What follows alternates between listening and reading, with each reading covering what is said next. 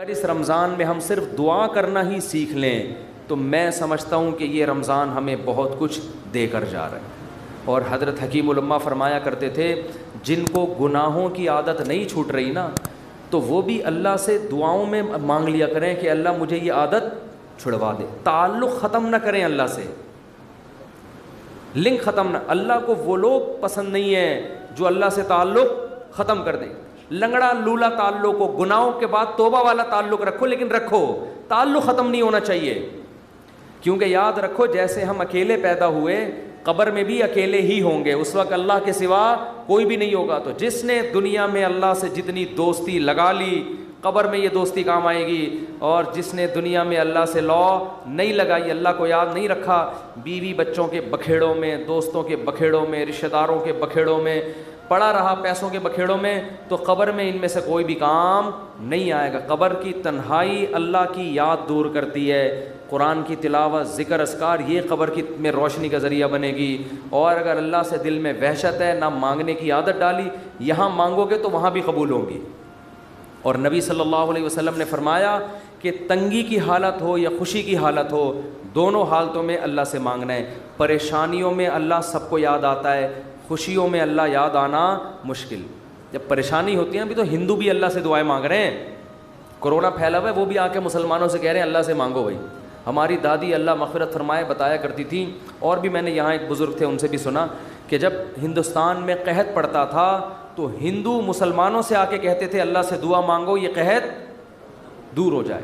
تو جب سخت مصیبت آتی ہے, میں نے ایک دفعہ جہاز میں سفر کر رہا تھا, تو کراچی سے ہم پتہ نہیں اسلام آباد یا لاہور, تو کیا ہوا ہے جہاز میں اکثر لبرل قسم کے لوگ بیٹھے ہوتے ہیں, اکثر, زیادہ تر نہیں, اکثر, جو اللہ کو ذرا کم ہی یاد کرتے ہیں.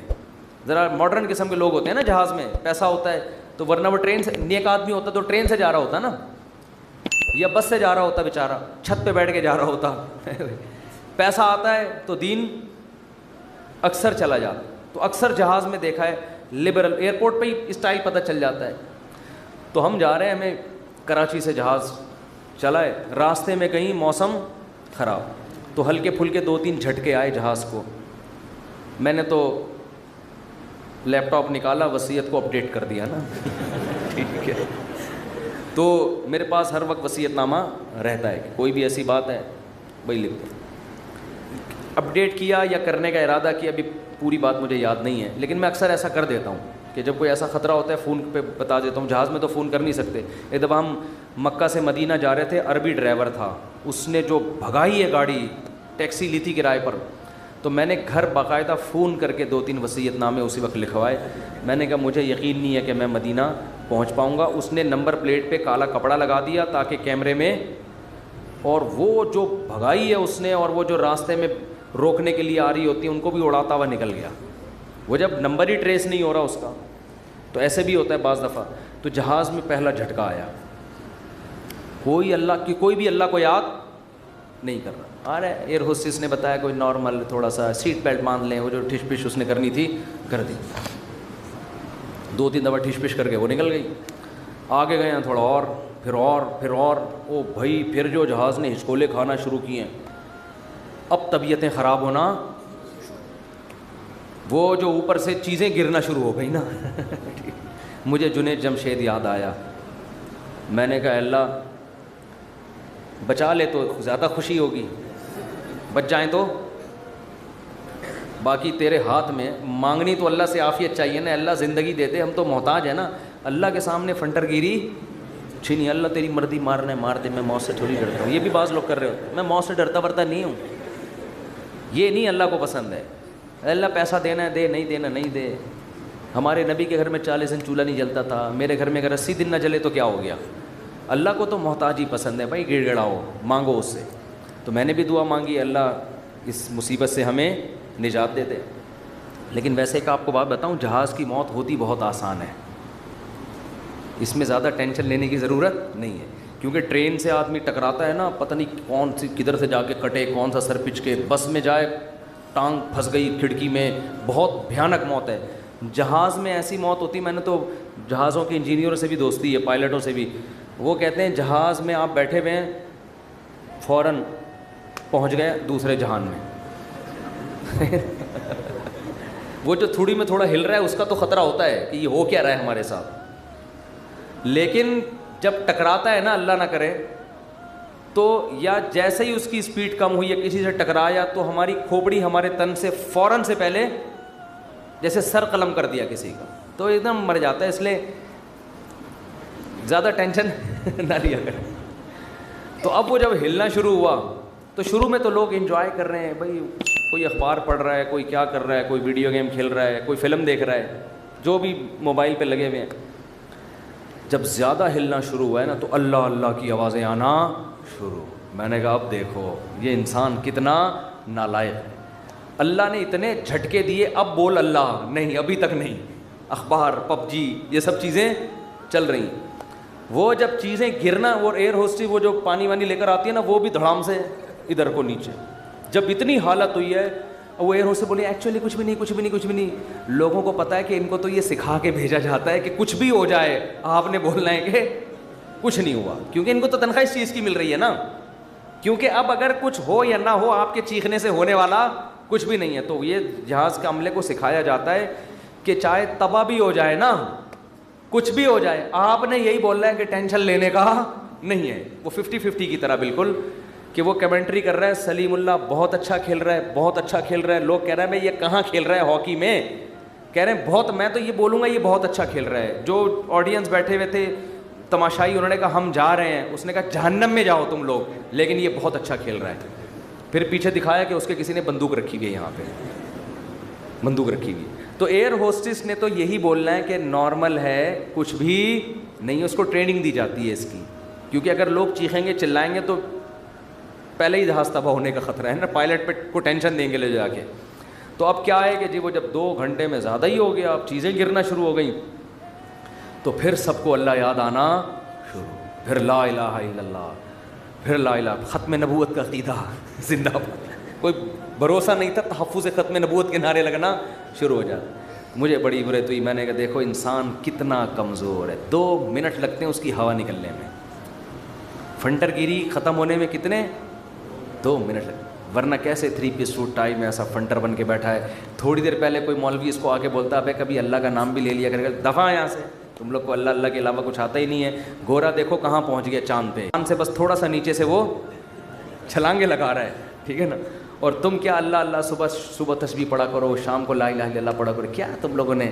تو بھائی جب ایک چپت پڑتی ہے تو اچھوں کو بھی اللہ یاد آتا ہے. تو بہتر ہے کہ خوشی کی حالت میں اللہ کو یاد رکھو. تو بس تو خوشی میں اللہ کو یاد رکھو گے. حدیث میں آتا ہے کہ غم میں اللہ تمہیں یاد رکھے گا. 2-3 کام بتا دوں بس، رمضان کے بعد پابندی سے کرنے ہیں. ایک، ہمیشہ دعاؤں کا معمول، کبھی بھی دعا چھوڑنی نہیں، ٹھیک ہے.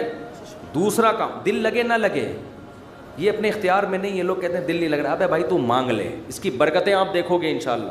دوسرا کام، تلاوت کا ناغہ نہ ہو. بھائی جتنی خواتین بیان سن رہی ہیں، مرد بھی، روزانہ پابندی کے ساتھ قرآن کھولنا. 1 دفعہ یہ جو 1 دفعہ بند ہوتا ہے پھر رمضان میں جا کے نکلتا ہے، یہ قرآن کے ساتھ بے انصاف. کبھی کبھار جو حافظ ہیں ان کو تو اللہ نے بڑی سہولت دی ہے، 15 منٹ پڑھ لو، آدھا گھنٹہ پڑھ لو، تھوڑا پڑھ لو لیکن پابندی کے ساتھ. کوشش کریں گے کہ نہیں کریں گے گھروں میں بھی. اور تیسرا کام، تسبیحات. اللہ کا نام ہے نا اس میں. دیکھو لا الہ الا اللہ اس وقت نکلا نا جب جہاز ہچکولے کھانے لگا، تو ابھی کوئی بھی ہچکولے نہیں کھا رہا، ابھی نہ کوئی اللہ الحمدللہ کچھ بھی نہیں ہو رہا. تو ابھی لا الہ الا اللہ صبح 100 دفعہ، شام کو 100 دفعہ. تیسرا کلمہ پڑھ لیا، سبحان اللہ والحمد للہ ولا الہ الا اللہ واللہ اکبر.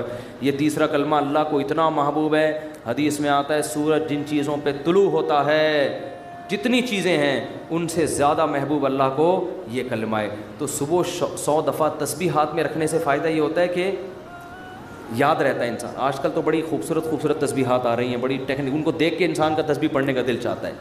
اور اس میں دھوکے بھی ہوتے ہیں. میں نے منگوایا تھا انٹرنیٹ پہ نا، تو ڈبہ آ گیا تھا اس میں تسبیح نہیں تھی. یہ بھی ہو رہا ہے، خالی ڈبہ. تو انٹرنیٹ پہ بڑے دھوکے ہوتے ہیں. تو 100 دفعہ صبح تیسرا کلمہ، تیسرا نہیں تو چوتھا کلمہ بھی ٹھیک ہے، لا الہ الا اللہ وحدہ لا شریک لہ لہ الملک ولہ الحمد وہو علی کل شیء قدیر. نبی صلی اللہ علیہ وسلم نے فرمایا، یہ میرا آج آخری بیان ہے، اس کے بعد اب رمضان میں بیان نہیں ہوگا، یہ ذہن میں رکھیں، یہ اعتکاف والے بھی دماغ میں رکھ لیں، ٹھیک ہے نا. تو اس لیے میں ذرا بیان آج میں نے بہت لمبا کر دیا تاکہ کچھ تو عمل تو ہونا کچھ اس پر.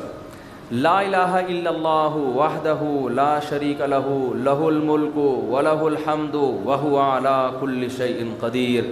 ابھی کوئی جہاز ہچکولے نہیں کھا رہا ہے. 100 دفعہ صبح یہ پڑھ لو، 100 دفعہ شام کو یہ پڑھ لو، بیٹھ کے پڑھ لو، چلتے پھرتے پڑھ لو. یہ کلمہ اللہ کو اتنا محبوب کہ آپ صلی اللہ علیہ وسلم نے فرمایا جس نے 100 دفعہ یہ کلمہ صبح پڑھا اس سے زیادہ نیکیاں کوئی شخص اپنے اعمال میں جمع نہیں کر سکتا سارا دن، سوائے اس کے جو اس سے بھی زیادہ مرتبہ پڑھے. تو بہت یہ اللہ کو محبوب کلام ہے. کتنا پیارا، لا الہ الا اللہ، اللہ کے سوا کوئی عبادت کے لائق نہیں ہے. وحدہ تنہا ہے، لا شریک لہ اس کے ساتھ کوئی شریک نہیں ہے، لہ الملک اسی کی بادشاہی، ولہ الحمد وہی قابل تعریف، وہو علی کل شیء قدیر. اور یحیی و یمیت بھی درمیان میں لگا سکتے ہیں، اور وہ ہر چیز پر قدرت رکھتا ہے. یحیی و یمیت، وہی موت دیتا ہے وہی حیات. اللہ کو یہ کلمات اتنے محبوب کیوں ہیں؟ آپ کہیں گے اس میں کون سا ایسا قربانی ہے؟ اصل میں دنیا میں ہر چیز کا تذکرہ کیا جا رہا ہے جس سے انسان کا مفاد. اگر لوگ کسی ذات کو سب سے زیادہ بھولیں تو کس کو؟ اللہ کو. جو چیز مارکیٹ میں شارٹ ہوتی ہے اس کی ویلیو بڑھتی ہے. اللہ کو پتہ ہے کہ دنیا میں امریکہ کا نام لینے والے بہت، پیسہ کا نام لینے والے بہت، عزت شہرت کے بھوکے بہت، اللہ کا نام لینے والے مارکیٹ میں شارٹ. اور اگر اللہ کا نام لے بھی رہے ہیں تو اپنے فائدے کے لیے. آپ نے صرف اللہ کو راضی کرنے کے لیے ان تسبیحات کی پابندی کرنی ہے. حدیث میں آتا ہے، بخاری کی حدیث ہے، کلیمتان خفیفتان علی اللسان ثقیلتان فی المیزان حبیبتان الی الرحمن. کیا خوبصورت کلام ہے. فرمائے 2 کلمے ایسے ہیں زبان پہ بہت ہلکے، ترازو میں بہت بھاری، اور الرحمن کو بہت محبوب. وہ فرمایا سبحان اللہ و بحمدہ سبحان اللہ العظیم. تو چلتے پھرتے انسان یہ پڑھ لیا کرے، اور کوئی مقصد نہ ہو کہ میں یہ وظیفہ پڑھوں گا تو میری شادی ہو جائے گی، میرے بچے ہو جائیں گے، اور وہ ماموں نہیں مجھے کہیں گے ان کے بچے. یہ چکروں میں نہ پڑھیں. اللہ کا نام لیں اللہ کو خوش کرنے کے لیے. اللہ کو اللہ کا نام لینے والے لوگ پسند ہیں. اور میں گارنٹی کے ساتھ لکھ کے دے دوں آپ کو، اس سے جو دل میں سکون ملے گا وہ سکون آپ کو کسی نفسیاتی ڈاکٹر کی کاؤنسلنگ سے اور کسی سائیکالوجسٹ کی کاؤنسلنگ سے نہیں ملے گا. آپ کو ایسا سکون ملے گا. آپ یہ پابندی تو کریں لیکن سکون کے چکر میں نہیں کریں، یہ پھر نہیں ملے گا سکون. اگر آپ نے ٹرائی کیا نا کہ میں اللہ کا نام لے کے دیکھتا ہوں سکون ملنا ہے کہ نہیں ملنا، پھر نہیں ملے گا. یہ تو ایک ویسے ہی اللہ کی طرف سے سہولت ہے. تو روزانہ خواتین بھی مرد بھی صبح و شام کم سے کم 100 مرتبہ تیسرا یا چوتھا کلمہ صبح اور 100 مرتبہ. یہ میں بہت ہلکا پیکج دے رہا ہوں، اس سے آگے تو پھر یہ تو کم سے کم ہے. تو یہ معمول بنانا ہے. کریں گے کہ نہیں کریں گے؟ تو اور یہ جو اعتکاف والے بیٹھے ہیں نا، یہ ابھی مسجد سے جب شارٹ ہوں گے تو اگلے سال پہچان میں بھی نہیں آ رہا ہوتا کہ یہ کون ہے، کہاں سے آیا، کدھر ہے، حالانکہ قریبی محلے میں رہ رہا ہو.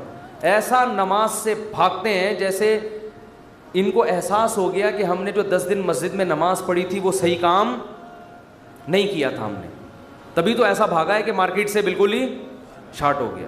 بعض دفعہ کوئی کام کر کے دیکھتا ہے انسان تو کہتا ہے ٹرائی کیا مزہ نہیں آیا، اب نہیں آنا. ایسا نہ کرو میرے بھائی. آپ کو 10 دن اللہ نے مسجد میں بٹھایا، آپ نے تکبیر اولیٰ سے نماز پڑھی، تراویح پڑھی، تو اب آپ کو اس کم از کم نماز ہی کو کنٹرول کر لو پورے سال.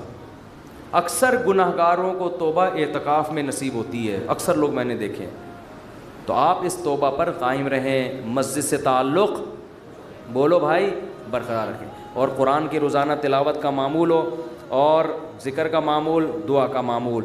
یہ 3 معمول گھروں میں پابندی سے بنانے، مردوں نے بھی اور خواتین کے جو ایام ہوتے ہیں جن میں وہ مینسز سے ہوتی ہیں اس میں صرف تلاوت نہیں کر سکتی، وہ دعا بھی مانگ سکتی ہیں اور تسبیحات. اس تسبیح میں 10 دفعہ درود شریف اور استغفار کا بھی اضافہ کر لیں. جب 100 دفعہ تیسرا کلمہ ہوگا نا اس سے پہلے 10 دفعہ درود شریف اور 10 دفعہ استغفار. تو یہ معمول بنائیں. اس سے انشاءاللہ سکون ملے گا. قرآن کہتے ہیں الا بذکر اللہ تطمئن القلوب, اللہ فرماتے ہیں اللہ کے ذکر سے دلوں کو سکون ملتا ہے. انظروا الی قلوبکم واعمالکم, فرمایا اللہ تعالیٰ نہ تمہاری صورتوں کو دیکھتے ہیں نہ تمہاری دولت کو دیکھتے ہیں. اللہ صرف دو چیزیں دیکھتے ہیں, ایک تمہارا دل اور دوسرا تمہارے اعمال. دل میں کیا ہے اور جسم سے نکلنے والے اعمال کیا ہیں. اور یہ بھی فرمایا الا ان فی الجسد مضغہ اذا صلحت صلح الجسد کلہ واذا فسدت فسد الجسد کلہ الا وہی القلب.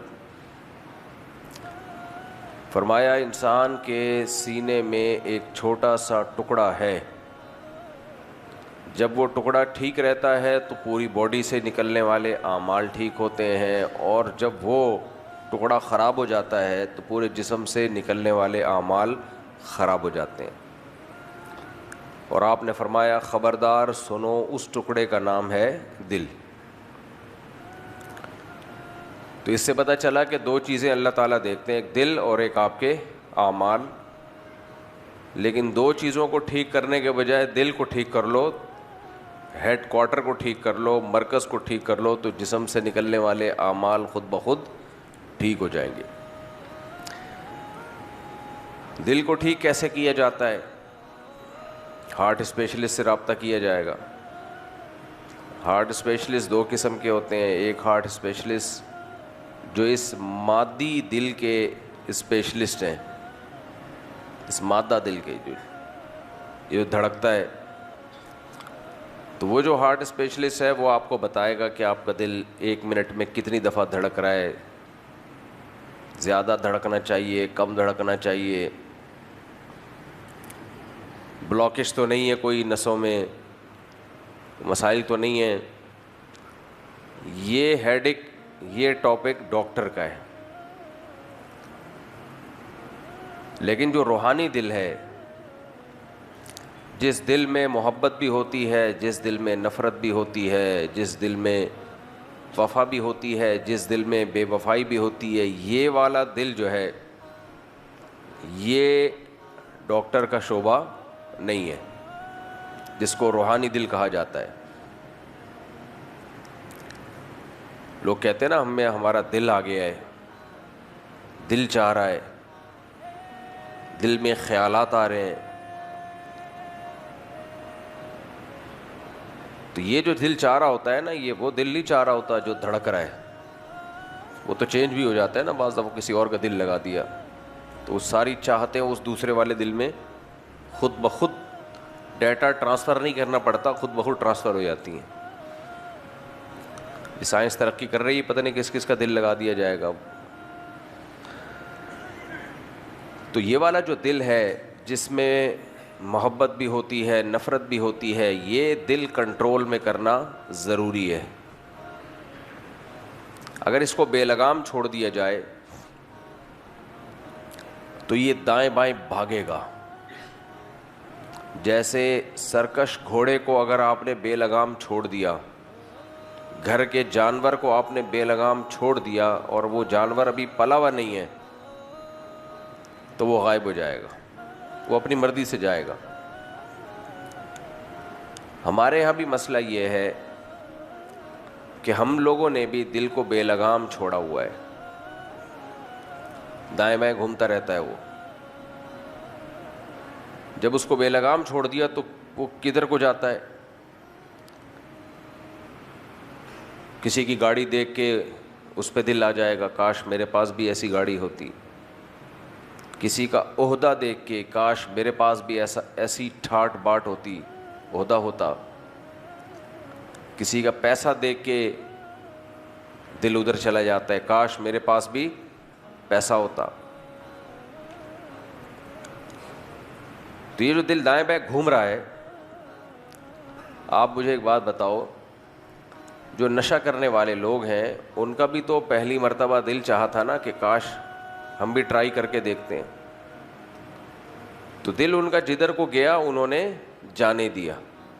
اس کا نقصان کیا ہوتا ہے؟ ہیروئنچیوں کو دیکھ لو آپ، چرسیوں کو، ہیروئنچیوں کو کیا بیڑا غرق کر دیتے ہیں اپنی زندگی کا. پھر وہ چاہتے ہیں کہ ہم چھوڑیں، لیکن ان سے وہ چیز چھوٹتی نہیں ہے. وجہ کیا ہے کہ دل کو انہوں نے بے لگام چھوڑ دیا تھا، دل پہ بریکیں نہیں تھیں، جہاں کو جائے جائے. تو جیسے چرسی چرس دیکھ کے چرس کی طرف لپکتا ہے، ہیروئنچی ہیروئن دیکھ کے ہیروئن کی طرف لپکتا ہے، نشہ کرتا ہے، زندگی اپنی برباد کر دیتا ہے، ایسے ہی کچھ نشے اور بھی ہیں جن سے ہماری شریعت نے ہمیں روکا ہے. اور اللہ کہتے ہیں مجھ سے زیادہ علم کسی کے پاس نہیں ہے، میں تمہارا خیر خواہ ہوں. تم اگر جاؤ گے ان چیزوں کی طرف اپنا سکون برباد کر بیٹھو گے. من اعرض عن ذکری فإن له معیشة ضنکا، جو میری یاد سے اعراض کرے گا اس کو تنگ زندگی دوں گا میں، خوشیوں والی زندگی نہیں ہوگی. تمام تر خوشی کے اسباب ہوتے ہوئے اس کی زندگی کو میں تنگ کر دوں گا. کل ہمارے کوئی ریلیٹیو آئے تھے یورپ سے، 20 سال ہو گئے وہاں رہتے ہوئے، کسی نام نہیں لوں گا میں کنٹری کا، بہت ہی خوشحال ملک ہے. تو مجھے کہنے لگے کہ اتنے زیادہ خودکشی کے واقعات ہو گئے، اتنے زیادہ خودکشی کے واقعات، اور خودکشی بھی جوانوں میں ریشو زیادہ ہے، بوڑھے نہیں کرتے خودکشی وہاں. جوانوں میں، جوانی میں 18 سے 25 سال تک کی عمر میں خودکشیاں. کیا ہو گیا بھائی؟ اور کہتے ہیں کہ اتنے نالائق لوگ ہیں تو لائقی کی بات ہے، لیکن اس کو نالائقی سے کہ اخبار میں کوئی خبر نہیں دیتے، کوئی ٹرین کے نیچے آ گیا، کوئی کسی اور زہر پی کے مار دیا، کچھ بھی کر دیا، نیوز پیپر کی زینت نہیں بنے گی ایسی خبریں. تو ہمیں بتا رہے تھے کہ بہت زیادہ ہو گئے ہیں. کیوں زیادہ ہو گئے ہیں بھائی؟ تمہارے پاس کیا خرابی ہے؟ تمہیں کیا ٹینشن ہے؟ اور جو اس ملک میں فیسلٹیز ہیں، جو لوگوں کو سہولتیں ہیں، وہ آپ کی سوچ سے بھی زیادہ. مجھے کہنے لگے لوگ یہاں سے بھاگ رہے ہیں، پاکستانیوں کو موقع ملے بھاگتے ہیں وہاں کے، جائیں.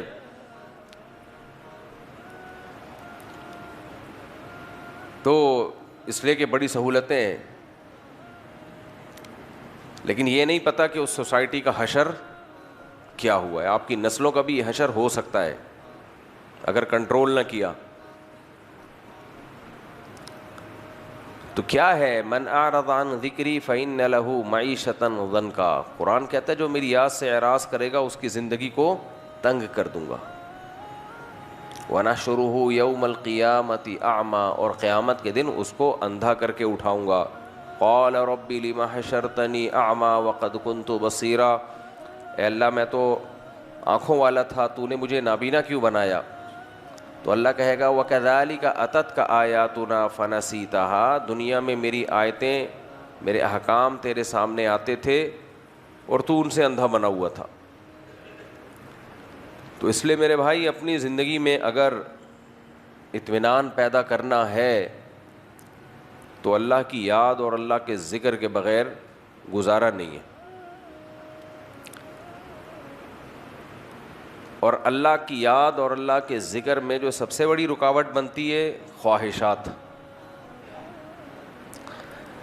ہم جس دور میں ہیں یہاں چاروں طرف خواہشات کا ایک ایسا جال بچھا ہوا ہے، اتنا بڑا جال ہے کہ پہلے اللہ سے غافل کرنے والی چیزیں اتنی زیادہ نہیں تھیں.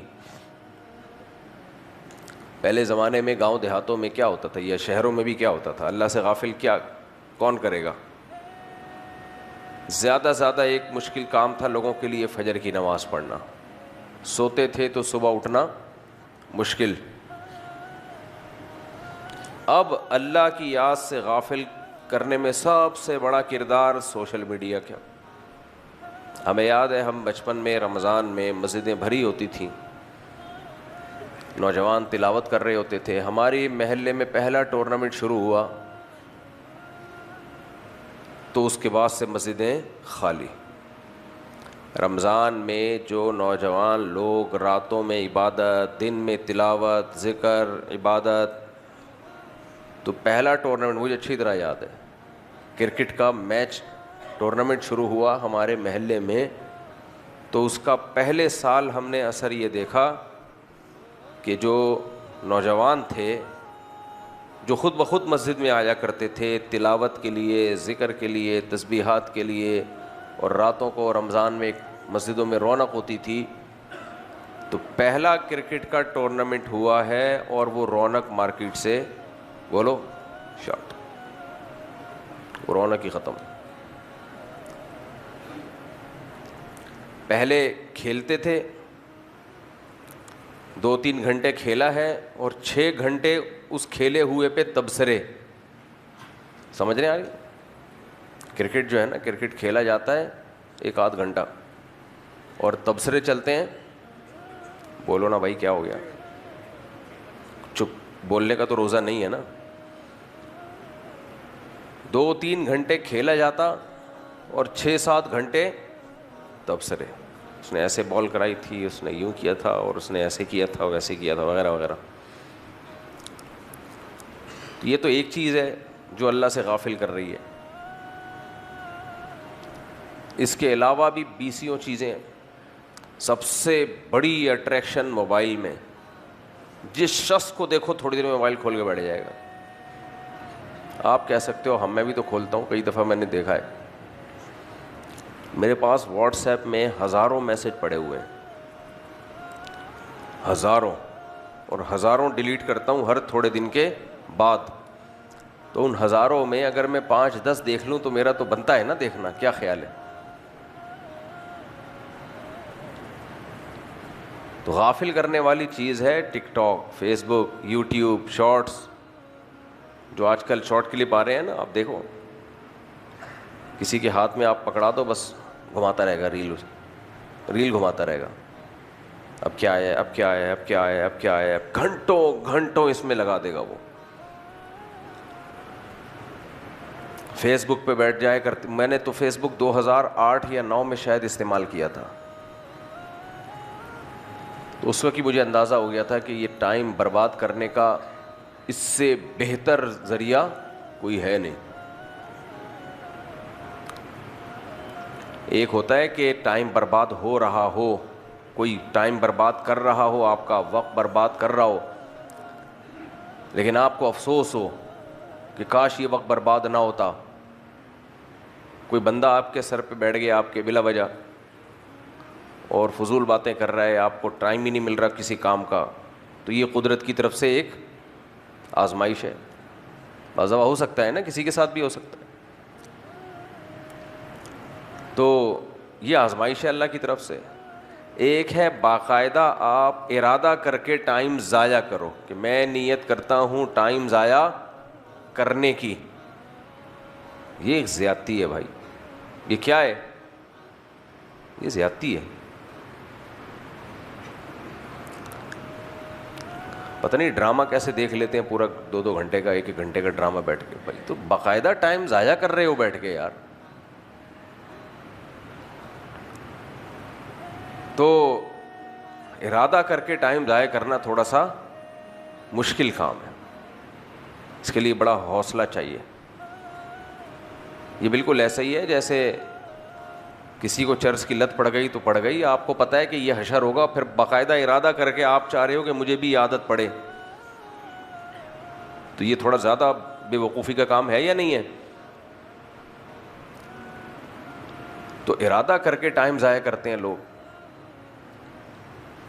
تو فیس بک پہ مجھے اندازہ ہو گیا تھا انہی دنوں میں کہ یہ ایک ایسی چیز ہے کہ جس پہ اگر آ کے آپ بیٹھ، پہلے موبائل بھی نہیں تھا اس وقت، تو یہ جو ٹچ موبائل ہے، اسمارٹ فون ہے، یہ نہیں آئے تھے، سسٹم پہ بیٹھنا پڑتا تھا، اس میں چیٹ شروع، السلام علیکم، وعلیکم السلام، کیا حال، کوئی بھی آ گیا، ان نون سلام آتا تھا، آپ نے وعلیکم السلام پارسل کیا یہاں سے، اور بھائی کیا کر رہے ہو، یہ بھی نہیں پتا آگے کون ہے، پھر شروع ہے۔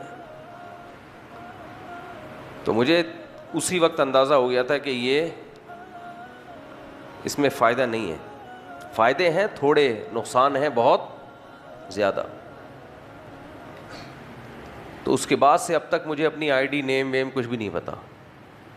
آئی ڈی بنی ہوئی ہے تاکہ فیس بک پہ کوئی کام کی ویڈیو آئے تو اس کو دیکھ سکوں میں, باقی اس آئی ڈی وائی ڈی کا نام کچھ بھی پتہ نہیں ہے کس نام سے, بس اتنا ہے موبائل میں. اور اگر لاگ آؤٹ کبھی ہو جاؤں تو اپنے کسی سے کہتا ہوں یار میری آئی ڈی کیا ہے, پاسورڈ کیا ہے, ذرا ڈال ذرا اس کو چلا بھائی, کوئی ویڈیو دیکھنی ہے. میں سمجھا پا رہا ہوں اپنی بات؟ نہیں آ رہی سمجھ میں میرا خیال ہے. تو بھائی وقت ایک تو خود بخود ضائع ہو جاتا ہے, ہر ایک کا ہو جاتا ہے. اتنا فنٹر دنیا میں کوئی بھی نہیں ہے کہ ایک ایک سیکنڈ نہ پاوا ہو, لیکن ارادہ کر کے تو ضائع نہ کرو نا. کیا خیال ہے؟ آپ گھوڑے پہ جب بیٹھتے ہو تو کبھی کبھار دائیں بائیں بھی گھوڑا چلا جاتا ہے, کنٹرول میں نہیں آ رہا ہوتا, لیکن آپ گھوڑے کو باقاعدہ کہہ رہے ہو جا, جہاں جانا ہے تو نے جا. تو وہ گھوڑا ہے اور جو اس کے اوپر بیٹھا ہوا بندہ ہے وہ کیا ہے؟ وہ گدھا ہے, جس کو یہی نہیں پتا کہ گھوڑے کو لے کے جانا کہاں ہے. جب آپ گھوڑے کو لے کے اپنی مرضی سے نہیں جاؤ گے تو گھوڑا آپ کو اپنی مرضی سے لے کے جائے گا. تو جو سوشل میڈیا ہے, آپ نے اگر فیصلہ نہیں کیا پہلے سے کہ میں نے کیا دیکھنا ہے, تو پھر میڈیا فیصلہ کرے گا کہ آپ کو اس نے کیا دکھانا ہے.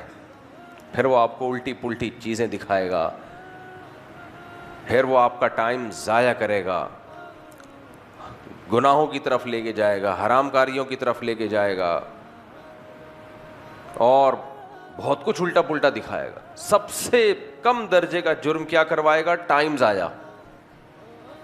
سب سے کم درجے کا جرم کیا ہوگا؟ وقت کی بربادی. آپ کہہ سکتے ہو کہ وقت ضائع ہونے سے کوئی پیسوں کا نقصان تھوڑی ہو رہا ہے. جتنے بھی گھنٹے ہم میڈیا پہ بیٹھے رہے ہیں, جب صبح جیب میں ہاتھ ڈالو تو جتنے پیسے شام کو رکھے ہوتے ہیں وہ صبح ہم دوبارہ نکال کے گنتے ہیں, اتنے کے اتنے ہی ہوتے ہیں. اس سے نقصان کیا ہو رہا ہے؟ بلڈ ٹیسٹ کروایا تھا ہم نے میڈیا پہ, سوشل میڈیا یوز کرنے سے پہلے, تو جتنا خون تھا بلڈ ٹیسٹ اس کے صبح اٹھیں تو بھی اٹھے ہی نہیں, سوئے کہاں, تو صبح بھی اتنا ہی تھا. تو نہ خون کم ہو رہا ہے, نہ پیسے کم ہو رہے ہیں, نہ صحت کو کچھ ہو رہا ہے. تو یہ نقصان کیا ہے بھائی؟ تو میرے بھائی, الوقت انفس ما عنیت بحفظہ واراہ اسہل ما علیک یضیع. شاعر نے بڑی پیاری بات کہی ہے.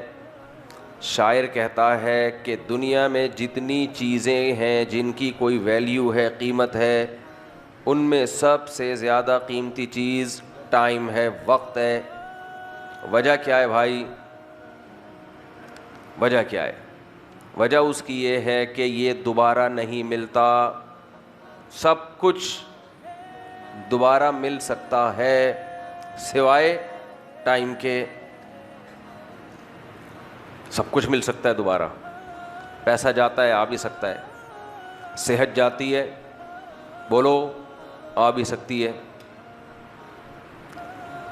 بیگم جاتی ہے, پھر آ جاتی ہے 2 دن کے بعد. ماشاءاللہ خوشی ہونی چاہیے اس پہ. تھوڑا شوق لگا آپ لوگوں کو, لیکن خیر, جانے پہ نہیں لگا, آنے پہ لگا واپس.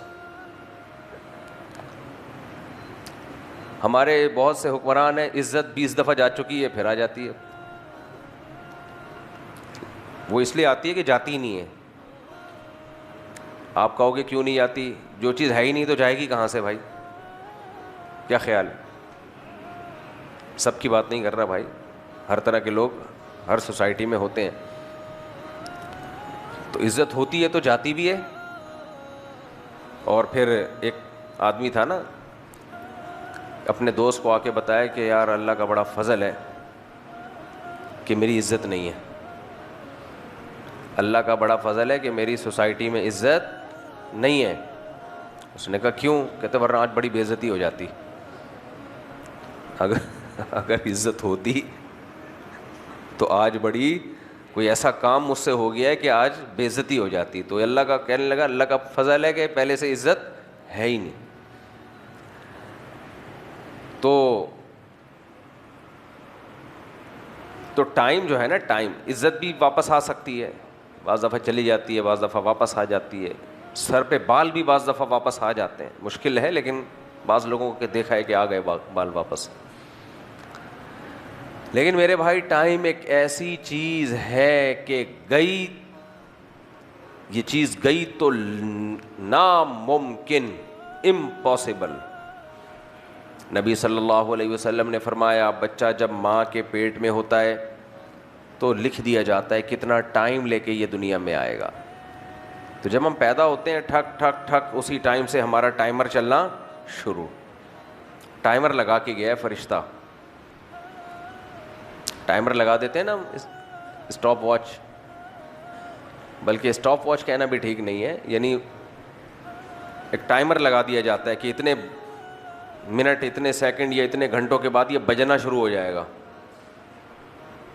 تو اللہ میاں نے بھی ایک لگایا ہوا ہے کہ 60 سال، 70 سال، 80 سال، 90 سال، 100 سال. میں کل ایک تابعی ہیں بہت بڑے صحابی کے شاگرد، ان کی سوانح پڑھ رہا تھا، میں حیران ہو گیا بھائی. 120 سال کی عمر میں وہ 20 یعنی پوری نماز پڑھا کرتے تھے، تراویح کی بھی.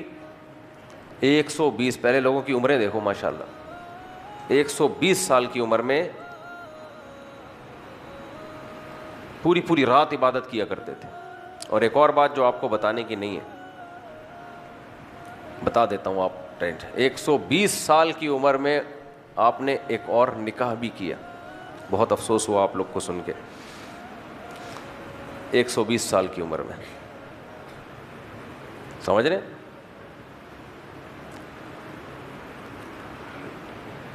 تو میں تو واقعہ سنایا کرتا نا، ہمارے حضرت مفتی رشید احمد صاحب کے والد صاحب نے 90 سال میں نکاح کیا تھا اور اولاد بھی ہوئی تھی. تو یہ 120 کی بھی رپورٹ آ گئی ہے. خیر جی، تو ٹائم ایک ایسی چیز ہے جو جائے تو واپس.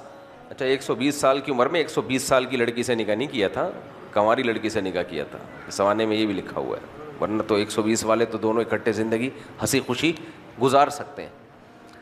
بھائی 120 والے کا 120 والی سے کر دیا جائے تو اچھا ہے. تو خیر، روزے میں ایسی باتیں مناسب نہیں ہیں. تو کیا عرض کر رہا تھا میں، الوقت انفس ما عنیت بحفظہ واراہ اسہل ما علیک یزیع. آج روزہ ہے نا، تھوڑا ہلکا پھلکا بیان، بالکل لائٹ موڈ میں ہوگا. تو وقت سب سے قیمتی چیز ہے جو ایک دفعہ جائے تو واپس نہیں. جو ٹائم گزر گیا، زمین آسمان کی دولت خرچ کر لو، زور لگا دو ایڑی چوٹی کا، وہ نہیں آئے گا بھائی، وہ واپس نہیں آئے گا. اسی وجہ سے نبی کریم صلی اللہ علیہ وسلم نے ارشاد فرمایا، نعمتان مغبون فیہما کثیر من الناس الصحۃ والفراغ. 2 نعمتیں ایسی ہیں جس کی طرف سے لوگ دھوکے میں پڑے ہوئے ہیں.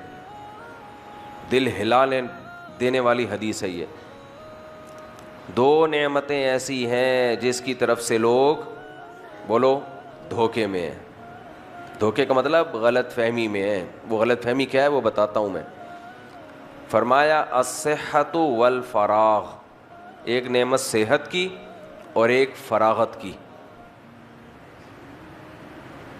فراغت کا مطلب ٹائم ہی ٹائم ہے بھائی، ابھی بہت ٹائم ہے میرے پاس. یہ جو آج کل لوگ کہہ رہے تھے میرے پاس ٹائم نہیں ہے، تو ان کا مطلب یہ ہوتا ہے کہ کام کے کاموں کے لیے ٹائم نہیں ہے، فالتو کاموں کے لیے ٹائم ہی ہر آدمی کے پاس روزانہ 24 گھنٹے ہوتے ہیں. یہ کہنا کہ میرے پاس ٹائم ہی نہیں ہے تو کہ زندہ کیسے ہے بھائی؟ جو بھی زندہ ہوگا ٹائم، مرنے کے بعد ٹائم کا یونٹ چینج ہو جاتا ہے. مرنے کے بعد جو ہے نا، اب جیسے جو 1000 سال پہلے مرے تھے تو ان کو تھوڑی لگ رہا ہوگا ہم 1000 سال سے قبر میں پڑے ہوئے ہیں. وہ تو بور ہو جاتے، کیا خیال ہے، غصے میں اڑ جاتے.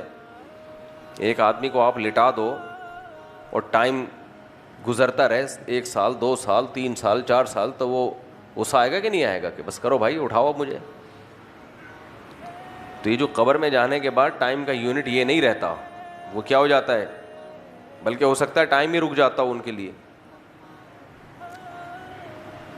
ٹائم کے یونٹ الگ الگ ہیں. آخرت میں اللہ کہتے ہیں ایک دن 50,000 سال کا ہوگا، یہاں کے 50, کسی کے لیے وہی ایک دن 1000 سال کے برابر ہوگا. تو اوقات کے جو یونٹ ہیں وہ وہاں پر ڈفرینٹ ہیں, یہاں پر ڈفرینٹ ہیں, فرق ہے. تو آپ نبی صلی اللہ علیہ وسلم نے فرمایا 2 چیزوں کی طرف سے انسان غفلت میں ہے, دھوکے میں ہے. غفلت بھی نہیں, دھوکے میں ہے. ایک صحت کی نعمت, دوسری فراغت. فراغت کا مطلب میں نے بتایا نا, لوگ کہتے ہیں ٹائم نہیں ہے, تو ٹائم ہوتا ہے ان کے پاس فالتو کاموں کے لیے, بہت ٹائم ہے. ہمارے شیخ حضرت مفتی رشید احمد صاحب رحمہ اللہ تعالی, اللہ نے علم سے بہت نوازا تھا. تو ان کے کہتے ہیں میں جب نوجوان تھا میرے استاذ نے مجھے نصیحت کی کہ آپ تھوڑا سا ذکر اذکار یا عبادت کی کثرت, جس کو تصوف کہا جاتا ہے, اس طرف بھی آئیں. تو کہتے ہیں میں نے کہا میرے پاس تو ٹائم ہی نہیں ہے, بس فرائض واجبات پورے کر لیتا ہوں. تو فرماتے ہیں کہ میرے استاذ نے کہا ٹائم تو ہے, اہمیت نہیں ہے. ٹائم تو ہے, اہمیت نہیں ہے. خوب اچھی طرح سمجھ لو, جس چیز کا آپ کے پاس ٹائم نہیں ہے تو اس کا مطلب یہ ہے کہ اس کی میرے دل میں اہمیت نہیں ہے.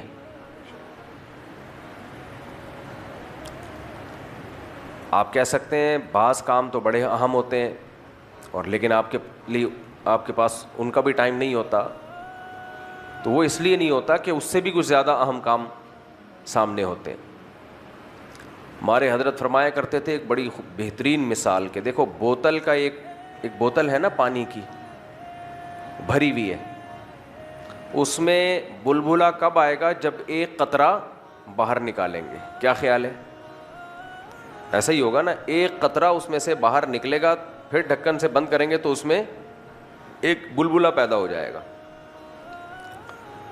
لیکن اگر ایک قطرہ اور ڈال دیا جائے اس میں, جو ایئر کی وجہ سے بلبلا آیا ہوا تھا, تو وہ بلبلا بھی, بول لو نا یار, ختم. تو اب اس پانی کی بوتل میں نیا پانی ڈالنے کے لیے ضروری ہے کہ پرانا نکالا جائے. اس مثال کو اچھی طرح سے سمجھیں. یہ ہو نہیں سکتا کہ اس میں جتنا پانی ہے اتنے ہوتے ہوئے نیا مزید آ جائے, یہ ممکن ہی نہیں ہے. اس میں نیا پانی جب آئے گا جب پرانے میں سے ایک قطرہ نکلے گا. اگر زیادہ پانی ڈالنا چاہتے ہیں تو زیادہ نکالنا پڑے گا. تو کہا کہ اس بوتل میں سے پرانا پانی اس وقت نکلے گا جب نئے کی ویلیو پرانے سے بولو زیادہ ہو. تو کہا کرتے تھے کہ کام کے لوگوں کے اوقات ایسے ہوتے ہیں کہ اگر وہ اپنے شیڈول میں کوئی نیا کام ڈالنا چاہیں, یعنی آپ کارآمد فرد ہو یا بیکار زندگی گزار رہے ہو, اس کا ایک کرائٹیریا ہے, معیار ہے. دنیا میں 2 ٹائپ کے لوگ ہوتے ہیں, ایک بیکار اور ایک کارآمد. بیکار کسے کہتے ہیں؟ پڑا ہوا ہے, سو رہا ہے تو سوئے چلے جا رہا ہے, کھا رہا ہے تو بولو کھائے چلے جا رہا ہے, بیٹھا ہوا ہے, پولیس آ رہی ہے اٹھانے کے لیے, اٹھ جا بھائی. رفیع بھائی کو ہنسی آئی ہے, سمجھ گئے. ایسے پوستی لوگ مارکیٹ میں بہت پائے جاتے ہیں. کوئی کام حوالے کر دو تو اس کام کے علاوہ باقی سارے کام کر رہے ہوں گے وہ. مجھے یاد ہے جب ہمیں اسکول میں ہوم ورک ملا کرتا تھا, یہ بات 3ری 4تھی کلاس کی ہوگی, 3ری 4تھی کلاس کی. تو میرا ایک دوست تھا جس کے ساتھ میں بڑی گپیں مارتا تھا, کھیلتا تھا, ہمارے پڑوس میں ہی رہتا تھا. ہم دونوں چلے جاتے تھے کھیلنے کے لیے, ادھر ادھر کرکٹ مرکٹ, بادام کھا رہے, ادھر بادام بھی ہوتے تھے, ادھر ادھر سے جوتے مار کے بادام توڑتے تھے وغیرہ وغیرہ. تو میں جب اس کے پاس جاتا تھا کہ چلو یار کھیلنے چلتے ہیں, تو وہ ہوم ورک بعض دفعہ لے کے بیٹھا ہوتا تھا. ہوم ورک نہیں ہوتا اسکول سے جو ملا ہوتا ہے, تو وہ ہوم ورک کیسے کرتا تھا, وہ بڑی خطر, وہ اب تک مجھے یاد ہے. جیسے ٹیچر نے دے دیا نا سینٹینس بنانے کے لیے, جیسے کیٹ ہے, اس کو سینٹینس میں استعمال کرو, آئی ہیو اے کیٹ یا جو بھی. تو وہ کیا کرتا تھا, جیسے آئی لکھا, اب ادھر ادھر دیکھ رہا ہے, پھر ادھر باتیں کر رہا ہے, پھر کچھ, پھر ہیو لکھا, ہیو کا ایچ لکھا, پھر باتیں کر رہے. تم گھنٹہ لگا دیتا تھا وہ ایک سینٹینس لکھنے میں. تو میں اس وقت سوچتا تھا کہ یار یہ کس قسم سے بندہ ہے. یعنی ہمیں اگر جب ہوم ورک ملتا ہے تو ہم کہتے ہیں جلدی سے نمٹائیں یا تو کریں ہی نہیں. یہ والا پالیسی میں نے زیادہ اختیار کی تھی کہ کرو ہی نہیں یا تو, لیکن کرو تو نمٹاؤ نا, تاکہ دماغ کیا ہو, فارغ ہو. تو یہ تو بیٹھا رہے گا سارا دن. لیکن پھر میں نے اپنی زندگی میں اس طرح کے بہت سارے لوگ دیکھے, مجھے نظر آئے. یعنی مجھے لگا کہ یہ بچپن سے ہی سافٹ ویئر ایسے ڈلے ہوئے ہوتے ہیں کھوپڑی شریف میں. کچھ لوگ ایسے ہوتے ہیں جب ان کو کام دیا جائے تو کام ان کے سر پہ سوار ہو جاتا ہے. وہ کہتے ہیں نمٹاؤ تاکہ ذہن کیا ہو, فارغ ہو جائے, کسی دوسرے کام میں لگیں. اور کچھ ایسے ہوتے ہیں وہ اس کو نمٹاتے ہی نہیں ہیں, بیٹھے ہوئے لکھ رہا ہے, پھر ادھر دیکھ رہا ہے, پھر ادھر دیکھ رہا ہے, پھر ایسے کر رہا ہے, پھر یوں کھجا رہا ہے گھنٹہ بیٹھ کے. تو آپ نے بھی دیکھے ہوں گے اس قسم کے لوگ. کارپینٹر ایک میں لے آیا, مرغیوں کا کیج بنوانا تھا, پرانی بات ہے, مرغیوں کا کیج بنوانا تھا کارپینٹر سے. وہ کیا کرتا تھا, ایک کیل ٹھوکتا تھا پھر بیٹھ جاتا تھا. ایسے ایسے لوگ ہیں مارکیٹ میں. اب ایک اور صاحب ہے لیکن وہ سمجھ جائیں گے کہ میری بات ہو رہی ہے, وہ بھی لیٹسٹ واقعہ ہے, وہ سمجھ جائیں گے کہ میری بات ہو رہی ہے. بعض ڈاکٹر بڑے سست ہوتے ہیں, بہت سست ہوتے ہیں, وہ ڈاکٹر ہو کے سست. تو وہ کارپینٹر سے میں ذرا سی بات چیت شروع کرتا نا, تو بھائی تو بات تو کرتا رہے لیکن اپنا کام تو کرنا. تو وہ بس میری جواب دینا شروع ہو جاتا تھا بیٹھ. اس نے اتنا سڑا دیا, ترسا دیا. اس کے بعد کبھی بھی ملتا ہے تو السلام علیکم کر کے میں کنی کترا کے نکل جاتا ہوں. کہتا ہے مفتی صاحب کوئی کام. تو مجھے اندازہ ہو گیا. میں نے کہا بھائی ایک دل میں سوچتا ہوں, اس کو نہیں بولتا. ایک دفعہ کام دیا تھا, اس کے بعد دیکھو ہر شخص کو مجھے ایک بات بتاؤ, سست آدمی اچھا لگتا ہے یہ ایکٹیو ہے؟ دنیا میں ہر جگہ چست لوگوں کی قدر ہے. یہ دینداروں میں ہمارے سستی کیوں ہے اتنی؟ نمازی بھائی ایسے, اللہ معاف فرمائے, نیک جتنا نیک ہوگا اتنا سست. نیکی کا معیار یہ کہ چلا نہ جاتا ہو, ہلا نہ جاتا ہو, کم بخت سے نہ چلا جاتا ہو نہ ہلا جاتا ہو. حضرت جی بہت پہنچے ہوئے ہیں, مطلب حضرت سے ہلا تو جاتا ہی نہیں ہے ہمارے حضرت جی سے. میں نے بتایا تھا نا ایک جعلی پیر صاحب تھے, ان کو ہوا خارج کرنی ہوتی تھی تو ان کے مریدین دائیں کولا اٹھاتے. یہ ہمارے استاذ کا دیکھا ہوا واقعہ ہے. وہ بیچارے ایسے ہو گئے تھے کہ اب اتنا بھی نہیں ہل سکتے تھے. دایاں میں نے آگے بائیں کو چھوڑ دیا میں نے, اس کے بعد تھوڑی دیر میں بایاں کولے. دو ٹوٹل کتنے ہوتے ہیں؟ دو ہوتے ہیں. تو وہ پہنچے ہوئے پیر صاحب تھے, پہنچے ہوئے بہت بڑے بزرگ. مسلمان قوم کا جو زوال ہے اس کی بڑی وجہ کیا ہے؟ سستی. ہمارے مذہب میں نے تو اتنی چستی سکھا دی بھائی, جو مذہب صبح فجر میں اٹھا کے نماز پڑھوا رہا ہو, سستی تو ختم نا, بس ختم.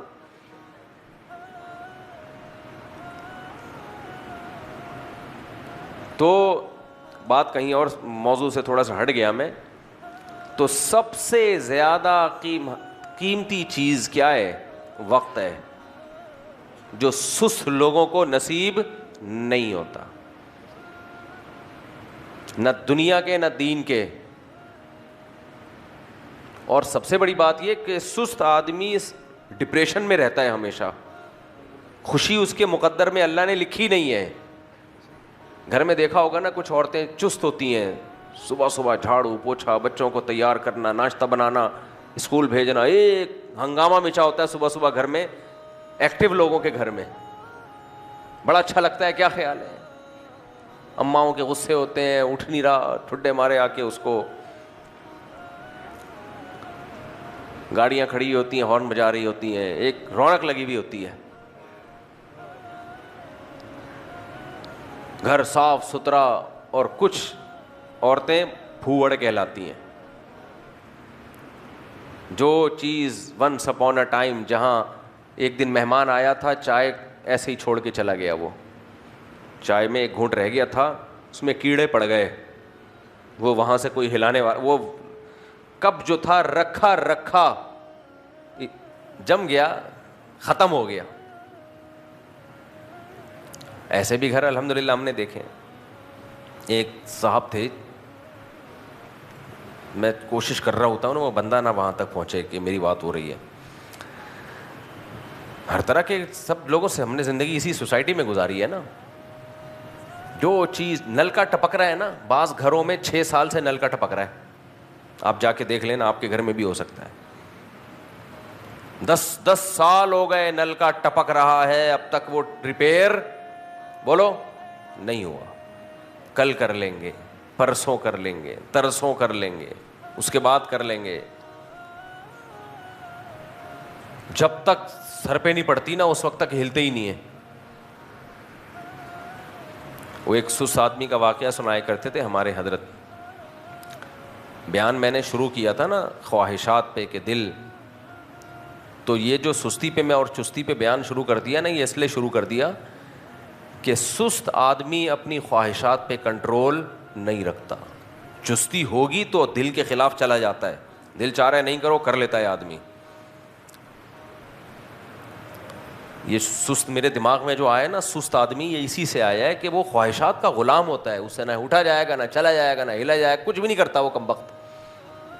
خواہشات کا غلام ہوتا ہے. چرسی چست ہوتے ہیں, سست ہوتے ہیں, وہ تو پی کے ایک دم سے ایکٹیو ہو جاتے ہیں, وہ مصنوعی ایکٹیونیس ہے. ہیروئنچوں کو دیکھ لو, پڑے رہیں گے. تو ہمارے نبی نے تو سستی سے پناہ مانگی ہے بھائی. تو میں کوئی مثال دے رہا تھا, ابھی ایک مثال دے رہا تھا, میں ذہن سے نکل گئی. خیر نہیں خیر وہ مثال رہ گئی. تو بہت اچھی مثال دماغ میں آئی تھی. ہاں میں لطیفہ سنا رہا تھا بڑے زبردست. ہمارے حضرت ایک واقعہ سنایا کرتے تھے کہ 2 سست نوجوان لیٹے ہوئے تھے, بیری کے درخت کے نیچے نا لیٹے ہوئے تھے. تو ایک گھڑ سوار قریب سے گزرا. ایک نے آواز دی اس گھڑ سوار کو, بھائی صاحب ذرا ادھر آنا. گھڑ سوار نے بولا یار پتہ نہیں یہ لیٹے ہوئے ہیں, اللہ خیر کرے, کوئی وجہ ہوگی. آ گیا, کیا کام ہے بھائی؟ ایک نے کہا کہ یار یہ بیر پڑا ہوا ہے, ذرا اٹھا کے میرے منہ میں ڈال دیں.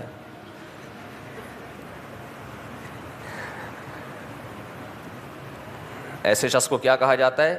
سست.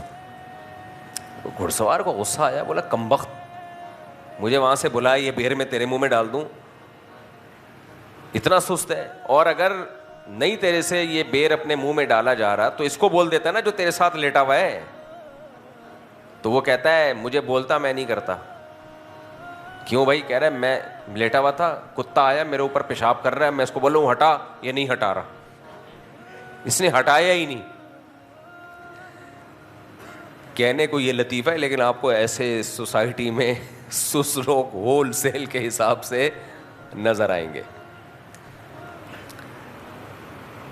تو سست آدمی خواہشات کا غلام. تو ہمارے فرمایا کرتے تھے کہ بوتل میں پانی جس میں قطرے کی گنجائش نہ ہو, تو اس میں اب نیا قطرہ آپ ڈالیں گے تو پرانا نکلے گا تو نیا قطرہ آئے گا. تو کہا کرتے تھے کہ صبح سے لے کے رات تک, رات سے لے کر صبح تک کام کے لوگوں کی بات ہو رہی ہے, بیکار لوگوں کی بات نہیں ہو رہی ہے. کہا کہ ان کی جو ٹائم کی بوتل ہے نا وہ کاموں سے بھری ہوئی ہوتی ہے. اس میں نیا کام کی اس وقت تک گنجائش نہیں ہوتی جب تک پرانے کسی کام کو آگے پیچھے نہ کیا جائے. وہ ہو ہی نہیں سکتا, ہو ہی نہیں سکتا.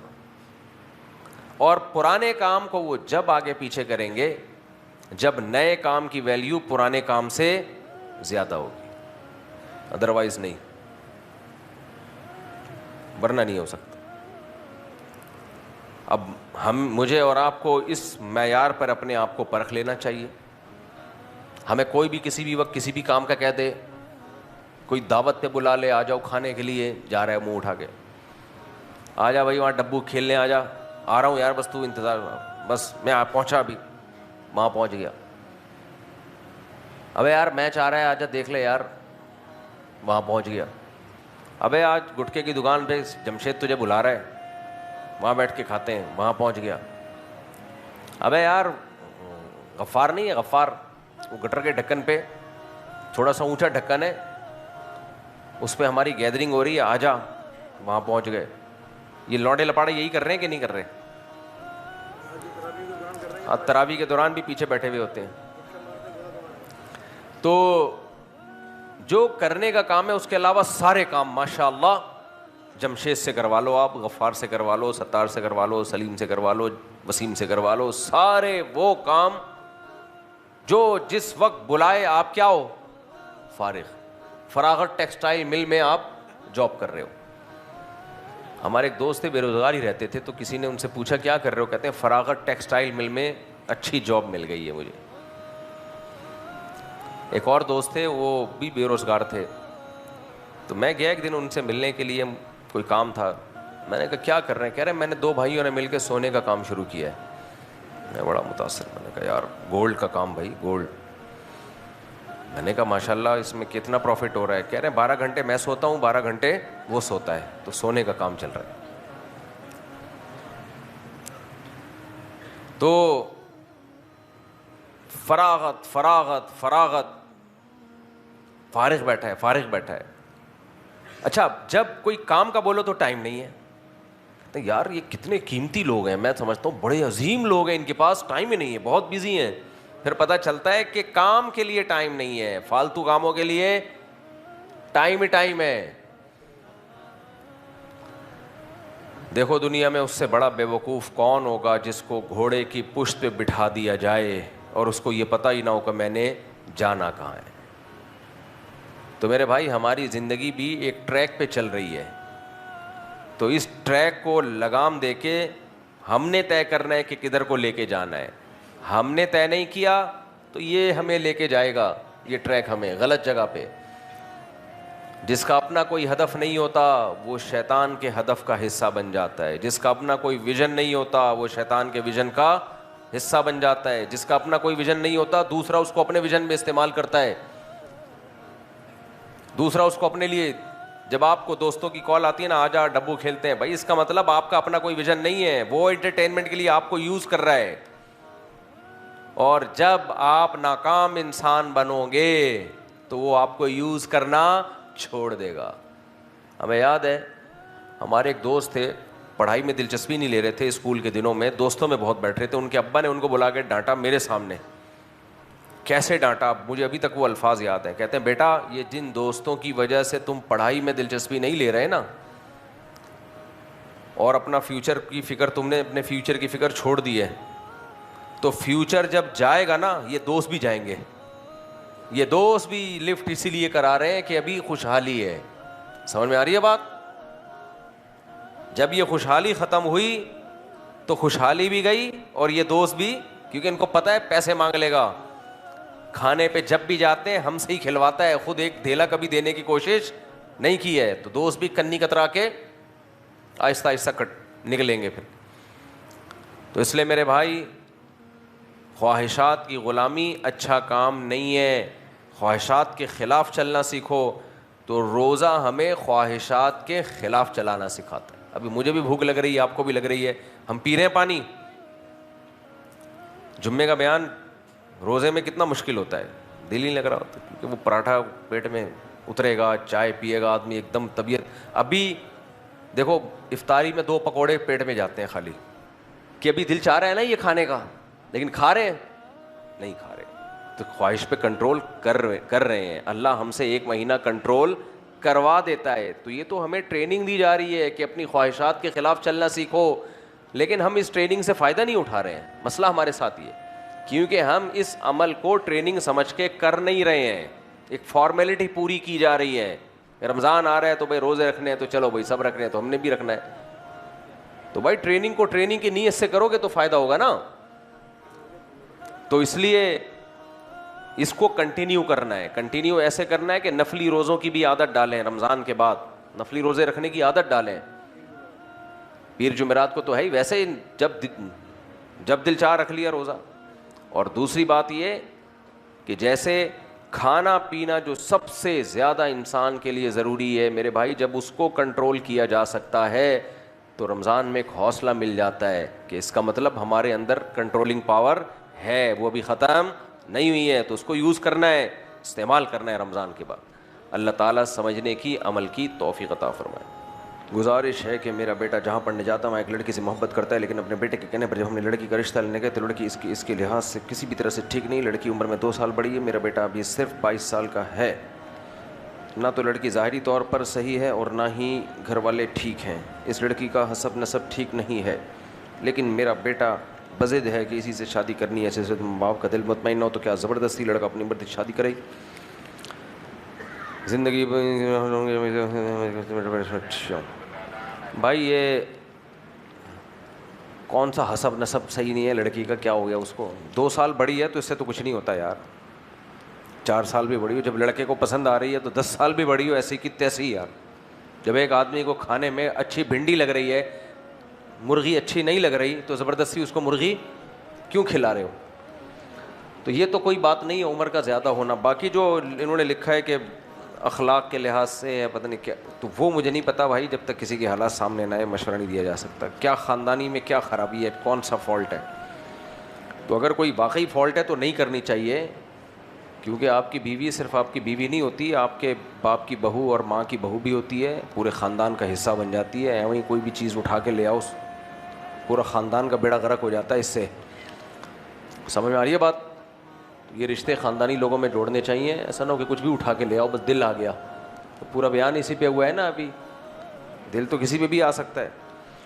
میں نے ایک حکیم صاحب تھے, انہوں نے مجھے اپنا واقعہ سنایا. اب چونکہ بہت پرانا واقعہ تو کسی کو نہیں پتہ چلے گا کس کی بات ہو رہی ہے. وہ بیچارے کی زندگی برباد ہو گئی. قبلہ حکیم صاحب, اچھا والا صحت مند آدمی تھا. وہ زندگی کیسے برباد ہوئی؟ کہنے لگے کہ میں کلینک میں اپنے مطب میں بیٹھا ہوا تھا تو ایک لڑکی چلتی ہوئی گئی, بڑی خوبصورت سی تھی, تو میں بھی پیچھے چل لیا اس کے. کلینک چھوڑ کے پیچھے پیچھے نکل لیے. گھر تک پہنچ گئے, قصہ مختصر, شادی ہو گئی. اس کے بعد انہوں نے بتایا کہ اتنی بد اخلاق, بدتمیز, غیر خاندانی کے زندگی عذاب بنا دی اس نے. بیچارے روتے رہتے تھے بیٹھ کے. تو میں نے کہا آپ کو بھی تو تھوڑا سوچنا چاہیے تھا. کوئی بھی جا رہا ہے منہ اٹھا کے, دیکھا نا ایسے ایسے ایسے جیسے نکل لیے. اور ہوشیار دیکھو کتنے, پہنچ گئے گھر تک. اچھا میرے بھائی مفتی صاحب, مجھ سے غلطی ہو گئی ہے. میرے چھوٹے موٹے گھر والوں سے اختلاف تھے, جس کی وجہ سے میرے منہ سے نکل گیا کہ اگر میں نے تم سے ہم بستری کی تو تمہیں میری طرف سے 3 طلاق ہو جائے گی. اب اس کا کوئی حل بتائیں, کوئی راستہ نکلتا ہے؟ اب کچھ بھی نہیں ہو سکتا.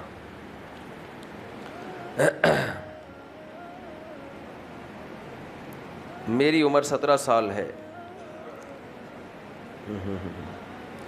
یہ جو کم عمری میں عادت پڑتی ہے نا برائیوں کی, خاص طور پہ ہینڈ پریکٹس کی عادت پڑ جاتی ہے. دیکھو پہلی دفعہ جس نے اپنے آپ کو بچا لیا نا وہ بچ جاتا ہے. ہر گناہ پہلی دفعہ میں مشکل ہوتا ہے, انسان کا ضمیر ملامت کرتا ہے. نوجوان یہ برائی سیکھتے ہیں دوسروں سے سن کے, تو اپنے آپ کو جنہوں نے نہیں کیا نا بچائیں, وہ تو بچے رہیں گے انشاءاللہ. یہ جو لوگ کہتے ہیں نا اس کے بغیر ہوئی یعنی انسان سروائیو نہیں کر سکتا, یہ ناممکن ہے, یہ غلط بات ہے. تو بچنے والے ہیں وہ ہمیشہ سے بچے ہوئے ہیں. ہوتا یہ ہے کہ جب ایک دفعہ کر لیا پھر بار بار اس طرف دماغ جاتا ہے, تو اس کے بہت ساری ٹرک ہیں, بہت ساری تدبیریں ہیں. سب سے پہلی بات یہی ہے کہ اپنے آپ کو بزی رکھو. سب سے بڑا نسخہ کیا ہے؟ اپنے آپ کو مصروف. اور خاص طور پہ رات کو سونے سے پہلے موبائل کا استعمال اور یہ سب چیزیں بالکل بند کر دو. رات کو سونے سے پہلے کوئی کتاب رکھو اپنے سرہانے, اچھی کتاب ہو, اس کو پڑھو, پڑھتے پڑھتے سو جاؤ. لیٹ کے مطالعہ شروع کرو. کتاب ایسی چیز ہے آدمی پڑھنا شروع کرے پتہ بھی نہیں چلتا کب آنکھ لگی ہے, پتہ ہی نہیں چلتا. تو پڑھتے پڑھتے سو جاؤ. اور پھر سارا دن اپنے آپ کو بزی رکھو نا, کچھ سارا دن کا شیڈول بناؤ کہ کل میں نے کرنا کیا ہے. جتنی زیادہ فزیکل ایکٹیویٹی کرو گے, جاگنگ ہے, جم ہے, اتنا ان غیر اخلاقی سرگرمیوں سے بچے رہو گے. جاگنگ, جم نا, اپنی طاقت توانائی کو ان چیزوں میں کھپاؤ. تو اس سے فائدہ یہ ہوتا ہے کہ انسان کی جب باڈی بننا شروع ہوتی ہے تو پھر اس کو خود ہی احساس ہوتا ہے یار میں وہ کام نہیں کروں جس سے میرا جسم باڈی خراب ہو میری. دوسرا اس کے نقصانات بھی سوچنے چاہیے. آج کل بعض ڈاکٹر کہتے ہیں اس سے کوئی نقصان نہیں ہوتا, یہ غلط ہے. مینٹلی بہت زیادہ نقصان ہوتا ہے اس سے. اللہ تعالیٰ نے ایک نیچر ہی نہیں بنائی ہے انسان کی تو جو کام نیچرل نہیں ہے وہ صحیح کیسے ہو سکتا ہے؟ اس کو ڈسٹربنس کا ذریعہ بنتا ہے وہ. ایسے لوگ پھر مسائل کھڑے ہو سکتے ہیں ان کے لیے بعد میں. تو اور دوسری بات, تبلیغ میں وقت لگاؤ 4 مہینے کے لیے, نکل جاؤ. اور سب سے اہم بات یہ کہ پھر بھی گناہ ہو جائے توبہ کرو, بس پھر ہو جائے پھر توبہ کرو, اللہ سے تعلق ختم مت کرو. چھوٹ نہ بھی جائے, کم ہو جائے نا گناہ, کم ہو جائے گناہ. اور شادی کرو نا جلد سے جلد, اس میں تاخیر کیوں کرتا ہے بھائی؟ مفتی سے میرا سوال زیر لب پڑھیے گا, سبحان اللہ, اردو بھائی, یہ بھی زیر لب ہی ایسے جو پڑھتا ہوں نا, مجھے ہوتا ہے, اس میں کوئی باطن والی بات تو نہیں ہے بھائی, اس میں تو کوئی ایسی چھپانے والی بات نہیں ہے. بہرحال کہہ رہے ہیں چھپاؤ, اچھا آگے چھپانے والی بات آ گئی. بھائی تیرا دماغ خراب ہو گیا, یہ بندہ جو ہے نا سڑیا گیا ہے. جو بھی ہے فوری طور پہ ڈاکٹر سے علاج کروائے, کھسک جائے گا, فل کھسک چل رہا ہے. تبھی کہہ رہے چھپ کے پڑھو. آگے ان کو اپنے بارے میں وہم ہو گیا کہ میں بہت نیک ہوں. بس انسان کے پاگل ہونے کے لیے اتنا کافی ہے کہ وہ اپنے آپ کو کیا سمجھنا شروع کر دے؟ نیک. جس دن یہ وہم ہو جائے نا کہ میں نیک ہوں یا میں بہت اچھا ہوں, تو سمجھ لو معاملہ ہو گیا خراب. وہ ایک مولانا صاحب تھے, وہ ہر وقت لوگوں کو ڈانٹتے رہتے تھے نا, اپنے مریدوں کو نہیں, نمازیوں کو. مرید کو ڈانٹے تو چلو سمجھ میں بھی آتا ہے. بہت بیزار ہو گئے لوگ ان سے. تو انکوائری کے لیے ایک بندہ گیا کہ یار یہ تو اچھے بھلے صحیح آدمی ہیں, ان کو ہو کیا گیا ہے, ہر وقت غصے میں, ہر وقت ڈانٹ ڈپٹ. خیر وہ ان کے ساتھ رہا تو مجھے آ کے رپورٹ پیش کی اس نے. ویسے کہہ رہے ہیں مسئلہ ان کے ساتھ یہ ہے کہ ان کو اپنے بارے میں وہم ہو گیا ہے کہ میں بہت نیک ہوں. بس میں نے کہا یار 100% صحیح تجزیہ کیا ہے آپ نے. جس دن انسان کو اپنے بارے میں یہ وہم ہو جائے نا کہ میں نیک ہوں, اس دن سے اس ڈپریشن میں بھی جاتا ہے وہ. سمجھ میں آ رہی ہے بات؟ کیونکہ لوگ آج کل کسی کو نیک ویک نہیں سمجھتے ہیں, یہ بتا دوں میں. وہ پیر و مرشد والا دور, ونس اپون اے ٹائم. لوگوں کی عقیدت ایسی ہے سیکنڈوں میں نیچے آتی ہے, دھڑام سے. ذرا سا کچھ دیکھ لینا ایک دم دھڑام سے عقیدت نیچے آتی ہے. تو آپ اپنے آپ کو نیک سمجھ رہے ہو, لوگ آپ کو نیک سمجھتے نہیں ہیں. وہ آپ کے حساب سے, آپ جو جیسا آپ اپنے آپ کو سمجھ رہے ہوتے وہ ان کا رویہ نہیں ہوتا, تو آدمی جاتا ہے ڈپریشن میں. تو تکبر جس کی کھوپڑی میں ہے نا, ایک دن مر جاتا ہے وہ ڈپریشن سے. نارمل رہا کرو.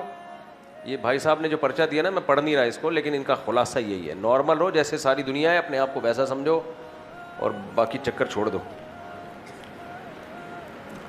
تبلیغ میں جانا فرض واجب ہے یا نفل ہے؟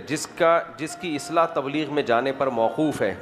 موقوف تھوڑا گاڑا لفظ ہو گیا ہے. بعض دفعہ آدمی کو پتہ ہوتا ہے, دیکھو برائی چھوڑنے کے لیے ماحول کا تبدیل کرنا ضروری ہے. ماحول تبدیل کرنا ضروری ہے. جس ماحول میں برائی کی عادت پڑتی ہے, بعض دفعہ وہ اس ماحول میں چھوٹتا نہیں ہے, تو ماحول چینج کرنا ضروری ہے.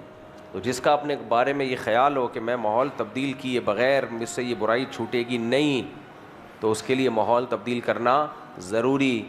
اور ماحول کہاں تبدیل ہوتا ہے؟ جا کے تبلیغ میں. تو اب ایسے آپ فقہی عبارتیں نکالنا شروع کر دو کہ تبلیغ میں سہ روزہ لگانا واجب ہے یا فرض ہے. یہ تو ایسے ہی ہو گیا کہ 2 روٹیاں یا 1.5 روٹی کھانا فرض ہے یا نہیں ہے. بھائی جان بچانا فرض ہے. اب جان کیسے بچے گی یہ آپ فیصلہ کرو, کیا خیال ہے؟